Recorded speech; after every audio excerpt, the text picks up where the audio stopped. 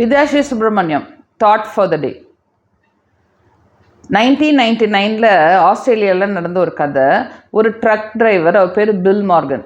இந்த drug driver நீண்ட பயணம் போகும்போது திடீர்னு ஆக்சிடெண்ட் ஆகி அவர் இறந்துடுறாரு. இறந்தோடனே மெடிக்கல் டீம் எல்லாம் அவருக்கு ஹெல்ப் பண்ணி 14 மினிட்ஸ் அவர் டெட்டுன்னு சொல்லி அனௌன்ஸ் பண்ணிடுறாங்க. ஆனாலும் இவங்க ட்ரை பண்ணிவிட்டு 14 மினிட்ஸ் கழித்து அவர் உயிர் வந்துடுது. உயிர் வந்துட்டு அவர் கோமாவில் வந்துடுறாரு. கோமாவில் இருக்கிறாரு. 12 நாள் கழிச்சு தான் அவர் கோமா விட்டு வெளியே வர்றார்.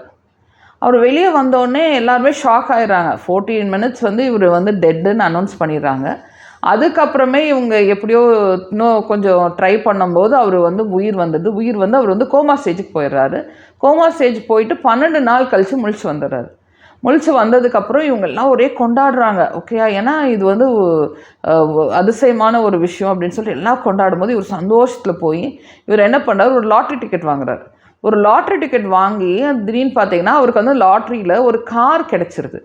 இது பெரிய வைரலாக போகுது. எல்லா பக்கமே இந்த நியூஸ் போகுது. நியூஸ் போனோடனே இவங்க என்ன பண்ணுறாங்க, ஒரு டிவி ஷோ ஏற்பாடு பண்ணுறாங்க. இந்த டிவி ஷோ ஏற்பாடு பண்ணோடனே அவங்க எப்படி இவர் அந்த லாட்ரியை உரைச்சார் அப்படின்னு சொல்லிட்டு காமிக்கிறதுக்கு இல்லையா, அதுக்கு இவர் என்ன பண்ணியிருக்காரு, ஒரு லாட்ரி வாங்கி கொண்டு போய் அது உரைக்கிறதுக்கு ட்ரை பண்ணுறாரு. அந்த ஷோ கோஸ்டர் அப்படி உரைச்சிட்டு இருக்கும்போது பார்த்தீங்கன்னா அவருக்கு அந்த உரைச்ச லாட்ரியிலேருந்து $250,000 அவருக்கு பரிசாக கிடக்குதான். அது அந்த பரிசாக கிடைச்சது. அவர் ரொம்ப சந்தோஷமாக இருக்கார். இவரை தான் பில் மார்கனை தான் வேர்ல்ட்ஸ் லக்கியஸ்ட் மேன் அப்படின்னு சொல்கிறாங்க. எனக்கு ரொம்ப இன்ட்ரெஸ்டிங்காக இருந்தது. இந்த மாதிரி லக்கு நமக்கு வராதா அப்படின்னு நமக்கு தோணுது இல்லையா. இதில் லக்கு அப்படின்னு சொல்கிறது பார்த்தீங்கன்னா அவர் கார் கிடைச்சது சொல்கிறோமா, இல்லை அவருக்கு பணம் கிடைச்சது சொல்கிறோமா. என்னை பொறுத்தவரை லக்கி அப்படின்னு சொல்கிறது அவர் இறந்தும் கோமாக்கு போயும் அப்புறம் திருப்பி எந்திரிச்சு வரார் இல்லையா, அதுதான் நான் லக்கின்னு சொல்லுவேன்.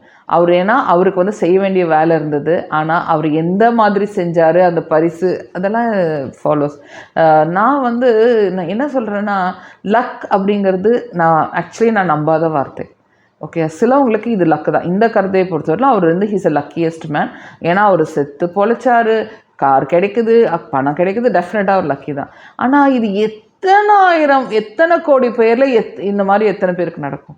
ஸோ இதெல்லாம் ரேர் தருணங்கள். ஓகே, மற்றவங்களுக்கு எல்லாமே லக்கெல்லாம் ஒன்றுமே கிடையாது லைஃப்பில். நம்ம எடுக்கிற முயற்சி தெளிவாக ஆக அந்த பாயிண்ட் கரெக்டாக நமக்கு புரியுது. நம்ம மூளை கரெக்டாக சிங்க் ஆகிடுது.